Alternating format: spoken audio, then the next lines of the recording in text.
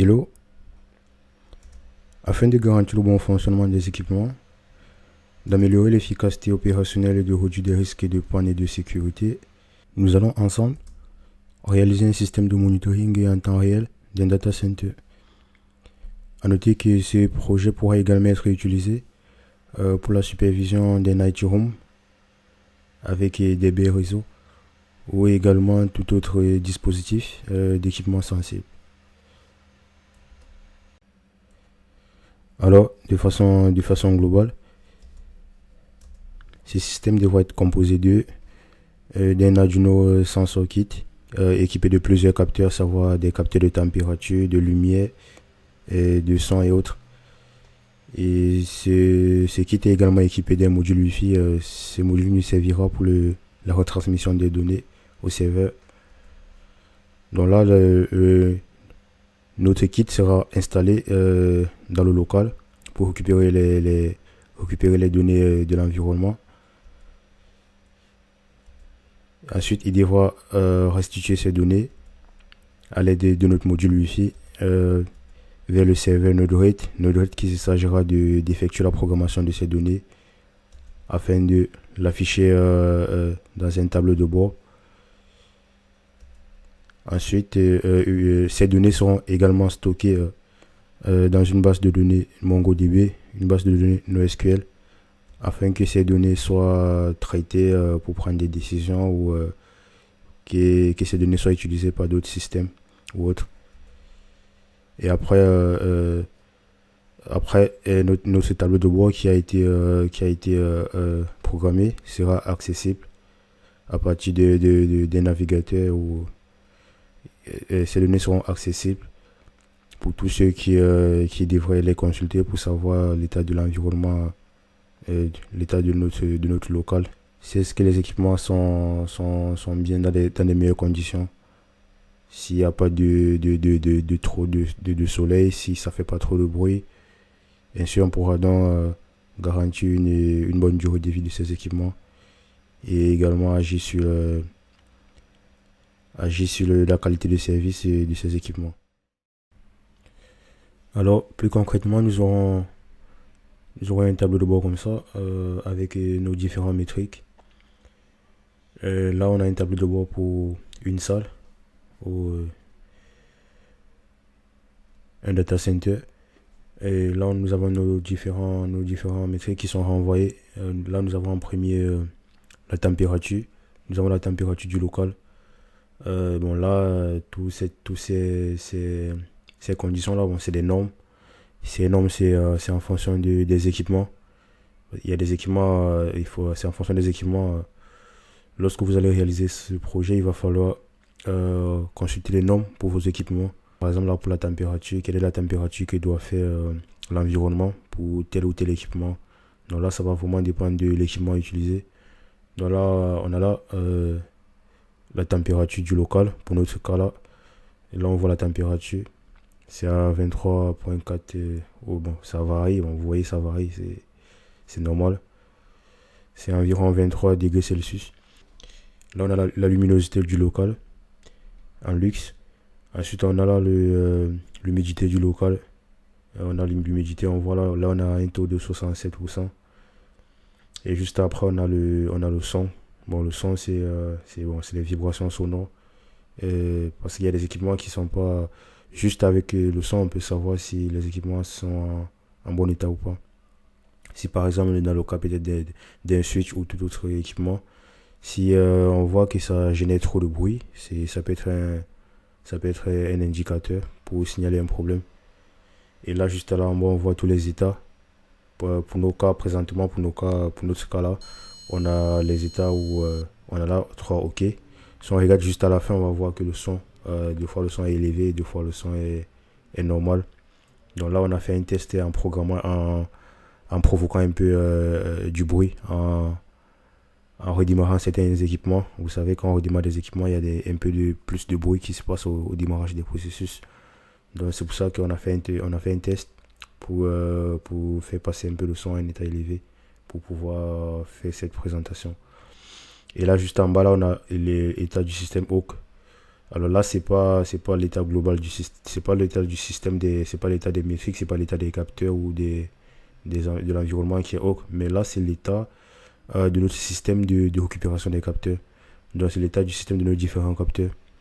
Par exemple, s'il y a des capteurs qui sont défectueux, là, avec ça, on saura si l'état du système est défectueux ou pas. Donc là, c'est vraiment le système qui est en charge de récupérer des valeurs. Et là, on voit que bon, le système c'est ocre, donc ça veut dire que c'est fonctionnel. Donc tout à l'heure, on verra avec une lettre, on verra aussi comment physiquement on peut aussi le savoir. Et là, juste là, dans le menu, on peut avoir. Donc là, c'est pour une salle et on peut avoir plusieurs autres salles. On peut superviser plusieurs autres salles et pour d'autres équipements, soit d'autres salles serveurs, data center ou d'autres baies réseau ou d'autres IT room, etc. Donc on peut avoir plusieurs tableaux de bord là pour un même projet. Donc là, on peut avoir plusieurs tableaux de bord. Et juste à côté, on voit comment est-ce que notre tableau de bord a été programmé. Bon, là, on peut voir là des nœuds. On a utilisé des nœuds pour effectuer cette programmation et ces réglages. Et concernant le stockage sur notre base de données NoSQL MongoDB, on peut voir là notre base de données avec nos données. Et là, les données, c'est en temps réel. Donc, lorsque les capteurs récupèrent les données, directement, les données sont transférées. Les données sont transférées dans la base de données et stockées. Et là, on peut faire des visualisations ou autre chose qu'on souhaite pour ces données. Et là, on a nos différents capteurs. Donc là, on a l'humidité, on a la luminosité, on a le son et la température. Et dans chaque dossier, on a les différentes valeurs qui sont récupérées en temps réel. Par exemple, là, on voit le nombre de données. Là, on a 8335. Donc, si je réactualise, étant donné que le système est fonctionnel actuellement, on verra qu'il y a des données qui sont rajoutées. On voit là, il y a des données qui se rajoutent. Donc, si on actualise encore, on voit là qu'il y a des données qui se rajoutent, et ainsi de suite. Donc là, il y a des données qui sont en train de se rajouter au fur et à mesure. Et là, nous avons un aperçu de notre programme Arduino qui servira pour la programmation de nos différents capteurs. Et là, le code, il sera déployé sur notre Arduino Uno. Et c'est grâce à ce code qu'on pourra utiliser les capteurs pour récupérer les données et les renvoyer ensuite au système. Donc là, on voit qu'on a déployé notre système dans un local. Et là, on voit que les données sont remontées en temps réel. Les informations sont remontées en temps réel sur l'état de l'environnement du local. Là, on va faire un redémarrage des équipements pour provoquer un peu de bruit, pour mieux illustrer notre installation. Là, il y a les équipements qui sont en train de redémarrer, donc normalement ça génère plus de bruit. Et on voit que le bruit est élevé. On a des alertes sonores qui sont générées avec le buzzer qui faisait partie de mes capteurs. Donc là maintenant, ce qu'on va faire, on va tester la luminosité. On va soumettre le capteur de lumière un peu à une exposition au soleil pour voir comment est-ce que ça va réagir. Donc notre seuil a été dépassé et là on voit qu'on a des alertes qui sont remontées directement et également notre alerte sonore pour ceux qui se trouvent dans les locaux pour qu'ils soient alertés directement. Et là on a nos différents on a notre buzzer, donc c'est lui qui se charge de nous remonter l'alerte sonore. Là on voit qu'on est à 711 lux, donc c'est normal qu'on soit alerté. Donc là on voit nos différents capteurs sur notre équipement. On a là notre capteur, notre buzzer pour nous générer des alertes sonores. Une LED, bon cette LED elle remplace la notification sur l'état du système comme nous l'avons vu tout à l'heure. Donc là elle clignote et lorsqu'elle ne clignote pas, on saura qu'il y a un problème. Donc c'est pour signaler un problème. Elle clignote lorsque le système est lorsque les différents capteurs sont en état de fonctionnement, sinon elle va pas clignoter. Et là on a notre capteur de lumière, ensuite juste à côté notre capteur de son. Et là on a notre capteur de température et d'humidité. Et juste en bas là on a notre Arduino. L'Arduino, on a notre microcontrôleur qui nous a servi pour la programmation de ces différents capteurs. L'Arduino Uno. Et là on a notre écran qui nous sert d'affichage pour directement afficher les valeurs qui sont retournées.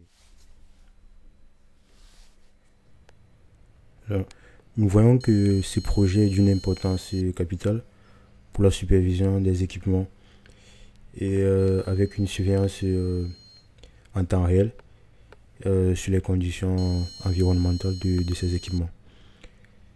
Et de plus, c'est un projet qui est très écologique avec une optimisation de l'efficacité énergétique. Donc en surveillant la consommation des équipements et en identifiant les zones de gaspillage et en réduisant ainsi les coûts d'exploitation. Et on voit aussi que ce dispositif il permet également de prévenir des pannes matérielles ou de dysfonctionnements en détectant assez rapidement les tendances pour permettre aux équipes de maintenance d'intervenir assez rapidement et ainsi donc éviter des interruptions de service. Et également ce système est destiné à être évolué donc avec l'ajout de plusieurs autres métriques et capteurs qui permettront pour d'autres d'avoir plus de supervision comme la sécurité physique du local avec par exemple une détection intelligente d'intrusion ou des tentatives d'accès non autorisées.